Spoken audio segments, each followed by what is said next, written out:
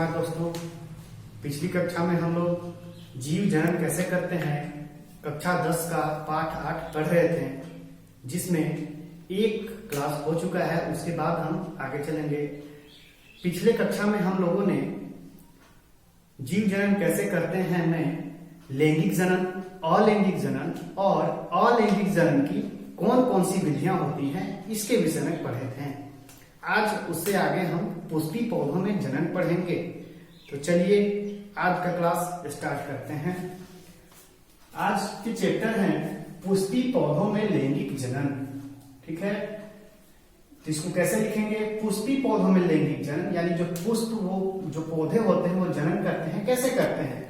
तो इससे पहले मैं आपको बता देना चाहता हूं कि जो पुष्प होते हैं, जो पौधे के भाग होते हैं, उसमें पुष्प जो होता है वो उनका जनन तंत्र होता है।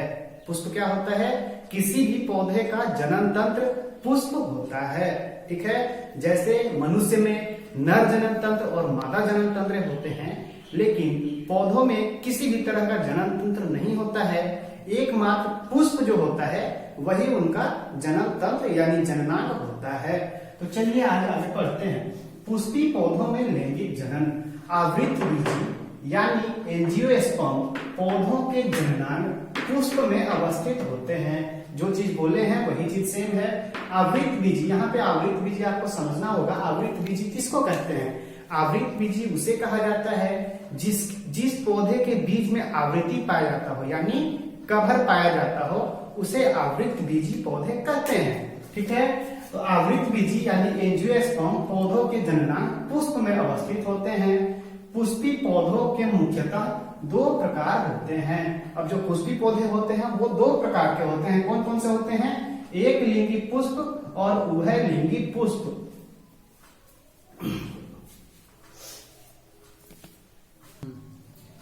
अगला एक लिंगी पुष्प। एक लिंगी पुष्प क्या होता है? जब किसी पुष्प में पुंकेसर अथवा स्त्री केसर, पुंकेसर अथवा स्त्री केसर में से कोई एक जननांग उपस्थित होता है तो वह पुष्प एक लिंगी पुष्प कहलाता है। ठीक है, अब पुष्प में स्त्री केसर और पुंकेसर होता है। जैसे पुंकेसर जो है वो नर भाग है। पुंकेसर क्या है? नर भाग है। स्त्री केसर क्या है? पुष्प का स्त्री वाला भाग है, जिसे स्त्री केसर कहते हैं। पुंकेसर नर वाला भाग। तो जब किसी पुष्प में पुंकेसर अथवा स्त्री केसर में से कोई एक जननांग, ठीक है, दोनों में से कोई एक जनन अंग, जननांग कहने का मतलब जनन अंग, तो दोनों में से जब कोई एक जननांग उपस्थित होता है तो वह पुष्प एक लिंगी पुष्प कहलाता है। That's clear. आगे देखिए उदाहरण। इसका उदाहरण किसका? एक लिंगी पुष्प का उदाहरण, जैसे पपीता, तरबूज इत्यादि, ये एक लिंगी पुष्प के उदाहरण हैं। अभी हम आपको बता कि एक लिंगी पुष्प दो प्रकार के होते हैं। जो पुष्पी पौधे होते हैं दो प्रकार के होते हैं, एक लिंगी पुष्प और उभयलिंगी पुष्प। एक लिंगी पुष्प आप समझते होंगे। अब उभयलिंगी पुष्प देखते हैं। उभयलिंगी पुष्प कैसे क्या होता है, किसे कहेंगे उभयलिंगी पुष्प? तो उभय मतलब क्या होता है? दो, यानी जो दोनों जगह हो सके ना। तो वैसे पुष्प जिसमें पुंकेसर एवं स्त्री केसर, पुंकेसर एवं स्त्री केसर दोनों उपस्थित होते हैं, दोनों क्या होते हैं? उपस्थित होते हैं, उभयलिंगी पुष्प कहलाते हैं। यानी वैसे पुष्प जिसमें स्त्री केसर यानी स्त्री वाला भाग और पुंकेसर यानी पुरुष वाला भाग दोनों उपस्थित हो, उसे कहा जाएगा उभयलिंगी पुष्प। उदाहरण सरसों, गुड़हल।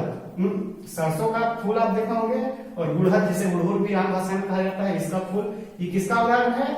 उभयलिंगी पुष्प का। तो ये तो आपको अगर इस विषय को नोट करना है तो आप पॉज कीजिए और ये सभी के सब पहले नोट कॉपी में नोट कर लीजिए। इसके बाद आगे बढ़ते हैं। अगला टॉपिक है पुष्प के जननांग। जननांग कहने का मतलब जनन अंग। जननांग का मतलब होता है जनन अंग। ठीक है, तो पुष्प के जो जननांग यानी जनन अंग होते हैं वो होते हैं बाह्यदल, पंखुड़ी यानी दल, पुंकेसर और स्त्री केसर। ठीक है, तो इसका फिगर आपके बुक में दिया हुआ है, आप वहां से भी देख सकते हैं, यहां भी आप देख सकते हैं। क्या है फिगर? फिगर इस तरह का कुछ है, जिसमें यहाँ पे जो तंतु आपको दिख रहा है, इसको हम लोग, इसमें जो ऊपर होता है इसको कहते हैं पराग कोष। इसमें पराग कण भरा रहता है। क्या रहता है? पराग कोश में पराग कण भरा रहता है और ये जिस डंडी से जुड़ा हुआ है इसे कहते हैं तंतु। क्या कहते हैं? तंतु। तो पराग कोश और तंतु को सम्मिलित रूप से पुंकेसर कहा जाता है। जो क्या है? पुंकेसर क्या है? पहले बता चुके हैं। पुंकेसर पुष्प का नर भाग है, यानी नर जननांग है। आगे आते हैं, यहाँ वर्तिकाग्र और वर्तिका, और ये पुष्प के बीच में अंडाशय है। वर्तिकाग्र, वर्तिका और अंडाशय तीनों को सम्मिलित रूप से स्त्री केसर कहते हैं। ठीक है। आगे है बाह्य दल, यानी जो पंखुड़ी होता है उसको दल कहते हैं, और बाह्य दल यानी जो आप पौधे फूल के नीचे जो हरा कलर का देखते होंगे वो है बाह्य दल। चलिए आगे देखते हैं। इसको नोट में आप लिखिएगा, नोट NOT। पुंकेसर एवं जननांग, पुंकेसर नर जननांग है। क्या चाहिए? पुंकेसर नर जननांग है जो पराग कण बनाते हैं। पहले आपको बता चुके थे पराग कण कहाँ बनता है? पराग कोश में बनता है। पराग कण कहाँ बनता है? पराग कोश में बनता है। तो पुंकेसर एक नर जननांग है जो क्या करता है? पराग कण बनाता है। पराग कण पुंकेसर के पराग कोश में संचित होता है। जो पराग कण होता है वो पराग कोश में रहता है। कहाँ रहता है? पराग कोश में रहता है पराग कण। आगे चलिए। स्त्री केसर पुष्प के केंद्र में अवस्थित होता है। केंद्र मतलब बीच में अवस्थित होता है। स्त्री केसर जो होता है पुष्प के बीचों बीच अवस्थित होता है तथा यह पुष्प का मादा जननांग है। यह क्या है? पुष्प का मादा जननांग है। स्त्री केसर कहाँ होता है? यहाँ होता है। हम इससे पहले बता है वर्तिका और अंडाशय तीनों को सम्मिलित रूप से स्त्री केसर कहा जाता है। चलिए अगला टॉपिक, परागन।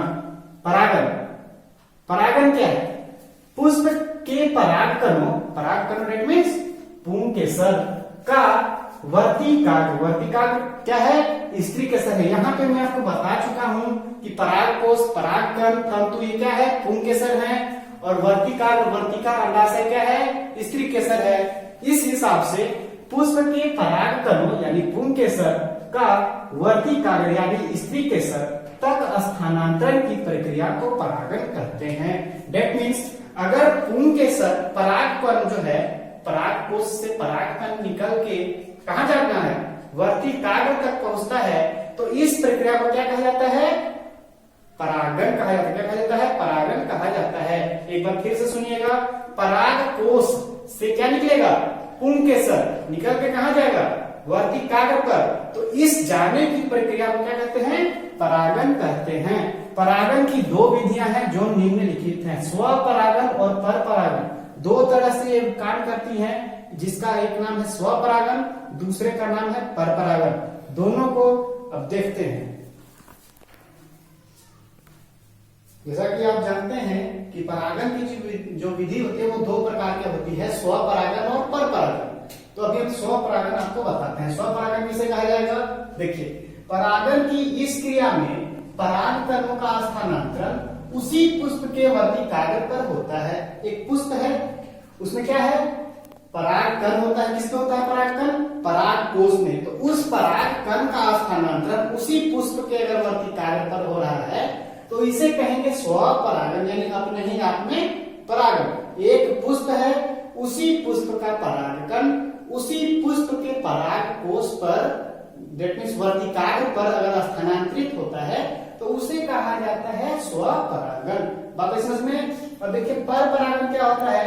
परपरागन की इस क्रिया में एक पुष्प के परागकण यानी जो पुष्प का परागकण होता है वो दूसरे पुष्प पर स्थानांतरित होते हैं। ठीक है, यानी किसी पुष्प का परागकण दूसरे पुष्प के वर्तिकाग्र पर स्थानांतरित हो रहा है तो उसे कहा जाएगा परपरागन। एक पुष्प से दूसरे पुष्प तक परागकणों का यह स्थानांतरण वायु, जल अथवा प्राणी जैसे वाहक द्वारा संपन्न होता है। इसे आप भी कभी करते होंगे कि कहीं पे कोई पुष्प है, पहले एक पुष्प छुआ फिर दूसरे पुष्प को छुआ, तो ऐसी स्थिति में क्या होते हैं? इसके जो परागकण होते हैं वो हमारे हाथ में चिपक जाते हैं और फिर जब हम दूसरे पुष्प को छूते हैं तो उसके वर्तिकाग्र पर जाकर के स्थानांतरित हो जाते हैं, कहने का तात्पर्य। तो ये परपरागन जो है इस प्रक्रिया को होने के लिए किसी न किसी वाहक की आवश्यकता होती है। वो वाहक कुछ भी हो सकता है, जल, वायु या प्राणी, कीट, मकोड़े, इंसान, कुछ भी हो सकते हैं। अगला टॉपिक अंकुरन। अंकुरन क्या है? उपयुक्त परिस्थितियों में, उपयुक्त परिस्थिति दैट मीन्स परागण, स्वपरागण या परपरागण, अगर ये दोनों स्थिति हो रहा है तब पौधों के बीज में भावी पौधे अथवा भ्रूण विकसित होते हैं। जैसे मनुष्य में होता है, मादा में होता है, ठीक उसी प्रकार से पौधे का जो अंडाशय होता है वहां पे भ्रूण विकसित होता है। कब? अगर स्वपरागण या परपरागण जैसी स्थिति होगी तब ऐसी अवस्था में पौधों में क्या होते हैं? भ्रूण विकसित होते हैं, जो इस प्रक्रिया को अंकुरन कहते हैं। इसके बाद इस प्रक्रिया को क्या कहा जाता है? अंकुरन कहा जाता है। और अंकुरन के पश्चात वही बीज, वही पौधा, वही पुष्प जो है फिर से नए पुष्प को उत्पन्न करता है या फिर नए पौधे को उत्पन्न करता है। चलिए अब आगे बढ़ते हैं। अगला टॉपिक है मानव में लैंगिक जनन। इससे पहले लैंगिक जनन हम बता चुके हैं। लैंगिक जनन क्या होता है? अगर आपको याद नहीं है या आप किसी कारणवश पिछला वीडियो नहीं देख चुके हैं जो पार्ट 1 के नाम से इसी YouTube चैनल पे आपको मिलेगा, तो आप उस वीडियो पर जाइए और उस वीडियो को पूरा देखिए, उसके बाद आप यहाँ आइएगा। अगर कोई प्रॉब्लम हो तो, नहीं तो कंटिन्यू रखेंगे। देखिए, मानव में लैंगिक जनन, तो मानव में लैंगिक जनन की अवस्थाएं होती हैं। ऐसा नहीं है कि मानव कभी भी जनन प्रक्रिया कर सकता है। जैसे कि मानव की जो अवस्थाएं होती हैं, जैसे बाल अवस्था, किशोर अवस्था, यौन अवस्था, तो मानव जब यौवन अवस्था में, किशोर अवस्था को पार कर यौवन अवस्था में कदम रखता है, उसके बाद ही कोई भी मानव लैंगिक जनन कर सकता है। ठीक है, उससे पहले या उसके बाद, यौनारंभ के बाद भी, जैसे वृद्धावस्था में भी जनन नहीं किया जा सकता है ना। तो सिर्फ और सिर्फ यौनावस्था ही एक ऐसा अवस्था है जिसमें मानव जन्म की प्रक्रिया को संपादित करता है। तो इसको आगे पढ़ते हैं। यौनारंभ के समय लड़कियों में होने वाले परिवर्तन, ऐसे कौन कौन से परिवर्तन होते हैं जिससे आप जान सकते हैं कि यौनारंभ स्टार्ट हुआ है? देखिए, रजोधर्म प्रारंभ हो जाता है। रजोधर्म क्या है? इसे ऋतुस्राव के नाम से भी जाना जाता है। रजोधर्म को ऋतुस्राव के नाम से भी जानते हैं। इसमें क्या होता है कि महिला के गर्भ में तस्तरी नुमा संरचना बनता है। क्या बनता है? तस्तरी नुमा संरचना बनता है, जिसके अंदर शिशु का विकास होता है। ऐसा तस्तरी नुमा संरचना है जिसके अंदर क्या होता है? शिशु का विकास होता है। ठीक है, तो ये जो संरचना है ये मांस की बनी होती है, मांसल स्पंज की बनी होती है। और ये संरचनाएं अगर निषेचन की प्रक्रिया ना हो तो ये मांस जो है संरचनाएं धीरे धीरे म्यूकस के रूप में टूटकर योनि मार्ग से बाहर आती हैं। इस प्रक्रिया को रजोधर्म या ऋतुस्राव कहा जाता है। इसे एक बार फिर से डिटरमाइन करते हैं, अच्छी तरह से समझिएगा। मादा के गर्भाशय में एक तस्तरी नुमा संरचना होती है जिसमें शिशु का निर्माण होता है, यानी शिशु वहां पे विकसित होता है। और जब निषेचन की प्रक्रिया ना हो, निषेचन नहीं होगा शिशु भी ना बनेगा, ना विकास होगा। ठीक है, जब निषेचन की प्रक्रिया नहीं होती है तब यही तस्तरी नुमा संरचना म्यूकस खून के रूप में योनि मार्ग से बाहर आते हैं। इस प्रक्रिया को रजोधर्म या ऋतुस्राव कहते हैं। तो ये प्रक्रिया कब चलता है? यौनारंभ के समय। जब लड़कियों में यौनारंभ प्रारंभ होता है तब रजोधर्म प्रारंभ हो जाता है। अगला टॉपिक, अगला पॉइंट जो इसका है, स्तन के आकार में वृद्धि होने लगती है। स्तन दैट मींस जिसको चेस्ट कहा जाता है, तो स्तन के आकार में वृद्धि होने लगती है। स्तनाग्र की त्वचा का रंग गहरा होने लगता है, उसका रंग भी क्या होने लगेगा? गहरा होने लगता है। कांच एवं जांघों के बीच में बाल गुच्छ आ जाते हैं। ठीक है, नोट करके चलिएगा। त्वचा तैलीय हो जाती है, त्वचा क्या हो जाएगा? ऑयली हो जाता है। और कभी कभी कील मुहासे भी आते हैं। आप कभी किसी बच्चे को देखे हैं कि उसका बहुत सारा कील मुहासा आ गया है? ऐसा नहीं होता है। किसी वृद्ध व्यक्ति को देखे हैं कि कील मुहासा आता हो? नहीं आता है। सिर्फ किसे आता है? जो यौनारंभ में कदम रखते हैं। ऐसे मनुष्य जो यौनारंभ में कदम रखते हैं उनमें सिर्फ ये सब चीज पाई जाती हैं। आगे देखेंगे, यौनारंभ के समय, यौनारंभ के दौरान लड़कों में होने वाले परिवर्तन। अब लड़कों में क्या क्या परिवर्तन होते हैं? देखिए चेहरे पर दाढ़ी मूंछ निकल आते हैं। चेहरे पे क्या होते हैं जी? दाढ़ी मूंछ निकल आते हैं। उनकी आवाज फटने लगती है। उनकी आवाज क्या लगती है? फटने लगती है। दैट मीन्स मोटी होने लगती है या फटने लगती है।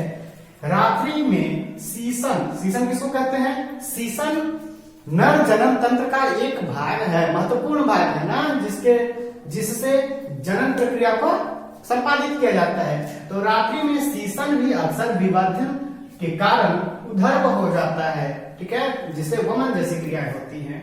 और चौथा और पांचवा जो है सेम जो लड़की में होने वाला था वही वहां लिखेंगे। कान के जांघों के बीच में बाल पूछा जाते हैं, सेम लड़का भी होता है और लड़की में भी। त्वचा तेजी हो जाती है तथा कहीं कभी कील मुंह से निकल आते हैं। तो इसे आप लड़का लड़की दोनों में लिख सकते हैं। बाकी इसका 3 पॉइंट अलग है, इसका 3 पॉइंट अलग है, तो इसे आप नोट कर सकते हैं। और अगर कहीं कोई दिक्कत हो तो आप इसे कमेंट सेक्शन में पिन कीजिए, हम फिर से आपको बताएंगे। नर जनन तंत्र क्या है इसके बारे में जानते हैं। जनन कोशिका उत्पादित करने वाले अंग एवं जनन कोशिका को निषेचन के स्थान तक पहुंचाने वाले अंग को संयुक्त रूप से नर जनन तंत्र कहते हैं, ठीक है।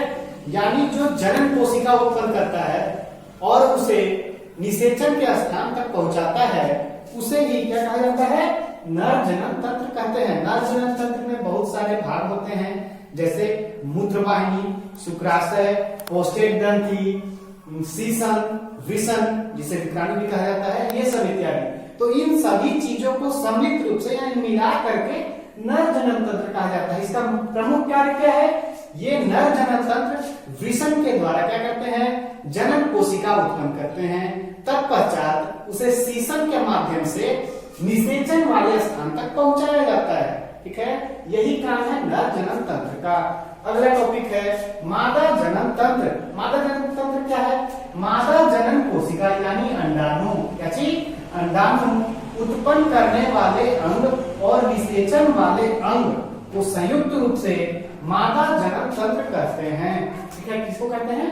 जो मादा जनन कोशिका उत्पादित करता है, यानी जो मादा जनन कोशिका का निर्माण करता है और उसे निषेचन जहां पे होता है उस स्थान को मिला करके कहा जाता है मादा जनन तंत्र, जिसमें अन्य अन्य भाग होते हैं, जैसे कि योनि, गर्भाशय, अंडवाहिनी, अंडाशय इत्यादि।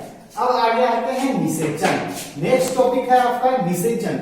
निषेचन आप पीछे टॉपिक में भी देख लो कि निषेचन क्या है। निषेचन क्या होता है ये देखते हैं। सबसे पहले आपको जानना होगा कि जो नर जनन तंत्र होता है वो कौन सी कोशिका उत्पादित करता है?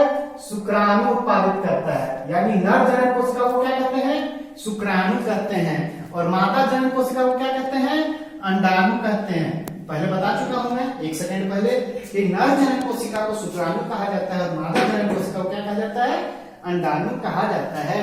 तो निषेचन क्या है? जनन की क्रिया के दौरान नर युग्मक कोशिका यानी शुक्राणु, बोल चुका हूं कि नर युग्मक कोशिका क्या होते हैं? शुक्राणु।